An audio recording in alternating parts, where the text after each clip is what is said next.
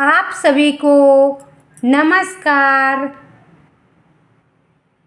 हिंदी के संसार by S के यूट्यूब चैनल पर स्वागत है। कक्षा 9 का हिंदी इस जल प्रलय में पढ़ाने जा रही हूँ। सरल भाव से प्रश्न उत्तर। बाढ़ की खबर सुनकर लोग किस तरह की तैयारियां करने लगे। लोग सुरक्षित स्थानों पर जाने लगे। उन्होंने ईंधन, आलू, मोमबत्ती, पीने का पानी और कंपोस्ट की गोलियां जैसी जरूरी चीज़ों को जमा कर रहे थे। बाढ़ की खबर सुनकर लोग क्या कर रहे थे? जरूरी सामान सब अपने इकट्ठा कर रहे थे ताकि बाढ़ में निकल नहीं पाए तो कम से कम 10-12 दिन उसको खा करके रह सकते हैं। बाढ़ की सही जानकारी लेने और बाढ़ के रूप देखने के लिए लेखक क्यों उत्सुक था? लेखक ने बाढ़ पर पहले भी लेख लिखे थे। लेखक क्या किए थे? पहले भी बाढ़ पर लेख लिखे थे, लेकिन कभी उसे देखा नहीं था, कभी उसे भोगा नहीं था। लेकिन उन्होंने कभी खुद बाढ़ का अनुभव नहीं किया था। वे पानी के तांडव को अपनी आँखों से देखना चाहते थे। किस प्रकार पानी आता है और लोगों को अपने काल के अंदर घसीट करके ले जाता, ये उसने कभी नहीं देखा था लेखक।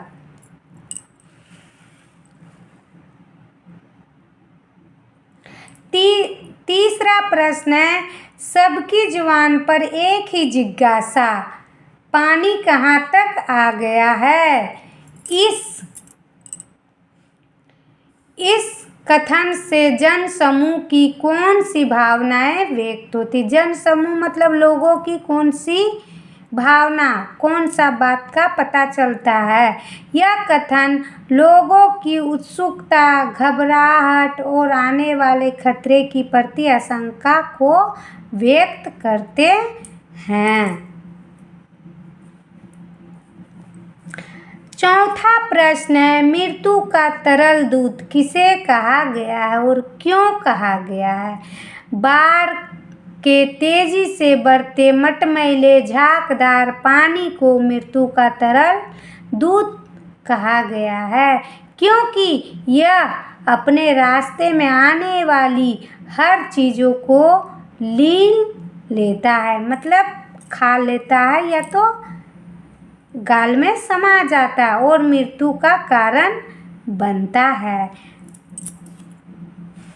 पांचवा प्रश्न है, आपदाओं से निपटने के लिए अपनी तरफ से अफवाहों पर ध्यान न दें और आधिकारिक सूचनाओं पर भरोसे की। जो अफसर होते हैं, जो सरकारी सूचना को प्रदान करते हैं, उस पर विश्वास करें। सुरक्षित स्थानों और जरूरी दवाओं की जानकारी पहले से रखें। एक दूसरे की मदद करें और धैर्य बनाए रखें।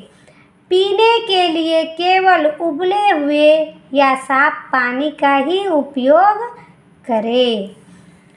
छठा प्रश्न है, यह जब दानापुर डूब रहा था, यहाँ क्या कर रहा है? संबोधित कर रहा है, इसलिए विस्मयादिबोधक संबंध का मतलब चिन्ह का प्रयोग किया गया है। पटनिया बाबू लोग उलटकर देखने भी नहीं गए। अब बूझो, पटनिया मतलब इसमें क्या हो गया? पटना से पटनिया बना दिया, विशेषण बना दिया। यहाँ इस कथन द्वारा लोगों को किस मानसिकता पर चोट की गई है?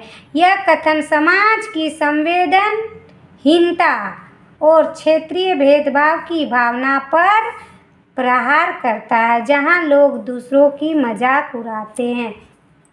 संवेदनशील मतलब भावनाओं में किसी को मदद करने की भावना ना होना। बोलता है ना कि अपने भीतर किसी के प्रति ईर्ष्या रखना, वो नहीं मेरा मदद किया तो मैं किसी का क्यों मदद करूं। सप्तम प्रश्न है, खरीद बिक्री बंद हो चुकने पर भी पान की बिक्री अचानक क्यों बढ़ गई थी। खरीद बिक्री हर चीज का बंद हो गया था, लेकिन फिर भी पान का बिक्री अधिक बढ़ गया, क्योंकि लोग क्या करेंगे, वहाँ बार के पास जाएंगे और सभी जानकारी बातचीत करेंगे और पान खाएंगे। लोग बार की जानकारी लेने और उसे देखने के लिए दुकानों पर इकट्ठा हो रहे थे। वे डरे होने के बजाय कौतूहल में थे, इसलिए गपशप के साथ पान की बिक्री भी बढ़ गई थी। अष्टम प्रश्न है, जब लेखक को यह एहसास हुआ कि उसके इलाके में पानी घुसने की संभावना है तो उसने क्या क्या प्रबंध किया। संभावना मतलब संदेह हुआ। लेखक ने घर में कोयला, मोमबत्ती, दियासलाई, पीने का पानी और जरूरत की दवाइयों का इंतजाम कर लिया था। नौवां प्रश्न है, बाढ़ पीड़ित क्षेत्र में कौन कौन से बीमारियों के फैलने की आशंका रहती है। आशंका संदेह होना। बाढ़ प्रभावित क्षेत्रों में हैजा, पेचिस, पानी अगर दूषित होगा तो उससे क्या होगा, पेट का बीमारी होगा, मलेरिया, टाइफाइड और त्वचा संबंधी रोगों की फैलने की आशंका रहती है।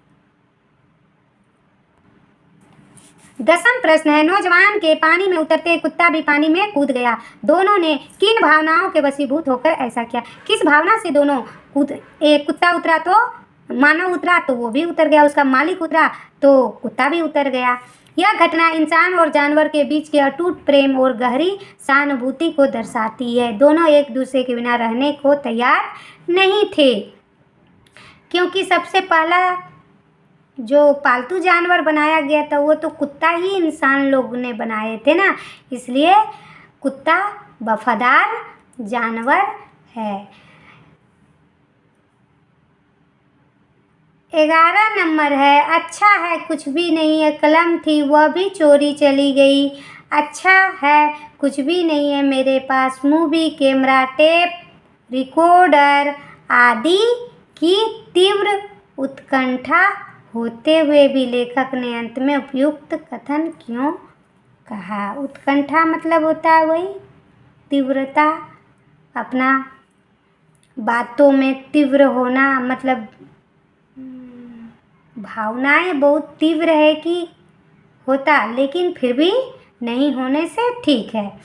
लेखक ने ऐसा इसलिए कहा क्योंकि यदि उनके पास कैमरा या टेप रिकॉर्डर होता तो वे केवल एक मूक दर्शक बनकर कलात्मक रिकॉर्डिंग में खो जाते।